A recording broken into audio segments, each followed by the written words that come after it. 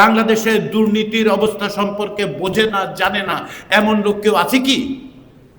যে পরিমাণ টাকা 16 বছরের লুট হয়েছে, সেই টাকা দিয়ে বাংলাদেশের সকল মানুষের শিক্ষা এবং স্বাস্থ্যের ব্যবস্থা করা যেত। কেন সম্ভব হয়েছে? সম্ভব হয়েছে দুর্নীতি দমন কমিশনকে কার্যত বিরোধী দল দমন কমিশনে পরিণত করা হয়েছিল। ক্ষমতাসীনরা লুট করে টাকা নিয়ে গেছে, কিন্তু দুর্নীতি দমন কমিশন কিচ্ছু করেনি। কারণটা কি? কারণ হচ্ছে ওই যে প্রধানমন্ত্রীর ইচ্ছায় নিয়োগ করা হয়েছিল। জুলাই জাতীয় সনদ বলছে যে দুর্নীতি দমন কমিশন আসলে স্বাধীনভাবে কাজ করার জন্য নিশ্চয়তা হচ্ছে এইভাবে তৈরি করা, সকলের অংশগ্রহণের মধ্য দিয়ে। দুর্নীতি দমন কমিশন ছাড়াও অন্য আরো একভাবে সরকারকে এই দুর্নীতির পথ থেকে রুদ্ধ করার চেষ্টা করতে হবে। নিরাপদ বিনিয়োগ পূর্বাঞ্চলের প্রথম 5 তারকা হোটেলে ছুটি হারমোনি। সেই জন্য জুলাই জাতীয় সনদে রাজনৈতিক দলগুলো এই বিষয়ে একমত হয়েছে যে সংসদের স্থায়ী কমিটিগুলোর, বিশেষ করে 3টা কমিটি যেগুলো ফাইন্যান্সিয়াল ওভারসাইট কমিটি বলে পরিচিত, সেই ফাইন্যান্সিয়াল ওভারসাইট কমিটিগুলো বিরোধী দলের সভাপতিত্বে তৈরি করা হবে।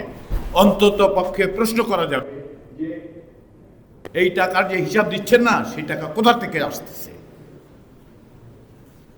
4টা কমিটির কথা বলা হয়েছে, তার মধ্যে 3টা ফাইন্যান্সিয়াল ওভারসাইট কমিটি। দুর্নীতি বন্ধ করতে চান? বাংলাদেশের মানুষ কে বন্ধ করতে চান আমাকে বলুন। যদি চায় তাহলে এটা করতে হবে, স্বাধীন দুর্নীতি দমন কমিশন করতে হবে। সংসদের মধ্যে এমন সব কমিটির ব্যবস্থা করতে হবে যেগুলো রাজনৈতিক দলগুলো ক্ষমতাসীনদের প্রশ্ন করতে পারে। প্রাতিষ্ঠানিকভাবে যদি এই ব্যবস্থাগুলো না করা হয়, তাহলে আপনি দুর্নীতি দমনের চেষ্টা করে লাভ হবে না। এইটা আপনি বাংলাদেশের মানুষকে বোঝানো খুব দুরূহ কাজ নয়। এই কাজটা কেন শুধুমাত্র সরকারের উপর আমি নির্ভর করি, এটা আপনি বোঝেন, আমি বুঝি, আমরা বুঝি, আমরা কেন বলতে পারবো না?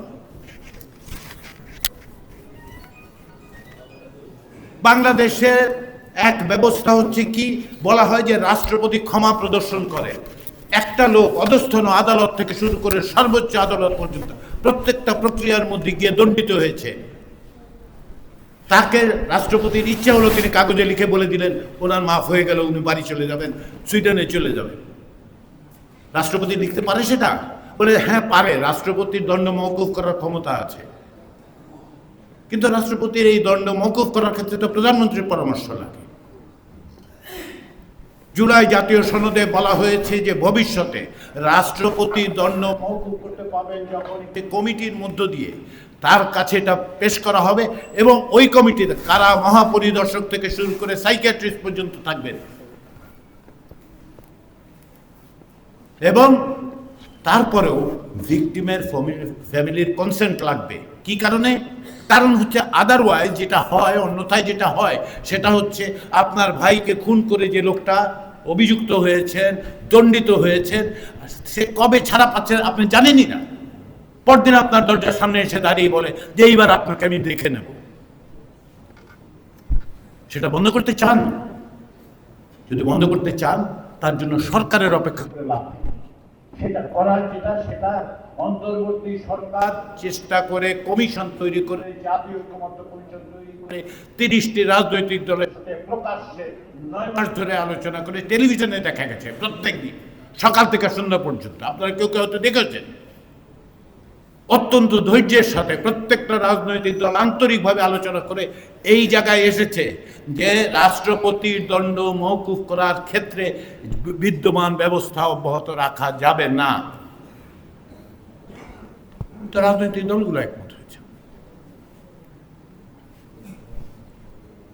বাংলাদেশের এই যে ব্যবস্থা, কেউ যদি বলে যে হ্যাঁ নির্বাচন করা যায় না, কেন নির্বাচন করা যায় না? তত্ত্বাবধায়ক সরকার ব্যবস্থা বাতিল করা হয়েছে। তত্ত্বাবধায়ক সরকার ব্যবস্থা বাতিল করেছেন একজন। বাংলাদেশের সংবিধানের সংশোধন চাইলেই করা যায়। 17টা সংশোধনী হয়েছে, এর মধ্যে অন্তত পক্ষে 2টো সংশোধনী হয়েছে একজন লোকের জন্য। বিশ্বাস করুন, আমি বাড়িয়ে বলছি না, 22 বছর ধরে রাষ্ট্রবিজ্ঞান পড়ানোর অভিজ্ঞতা আমার আছে। বাংলাদেশে এমন সংশোধনী হয়েছে যেখানে একজন মাত্র ব্যক্তি বেনিফিশিয়ারি হবেন। কি কারণে এটা সম্ভব? কারণ হচ্ছে 2/3 যদি থাকে পার্লামেন্টের মধ্যে, তাহলে 17 মিনিটে আপনি বাংলাদেশের রাষ্ট্র ব্যবস্থা বদলে দিতে পারেন।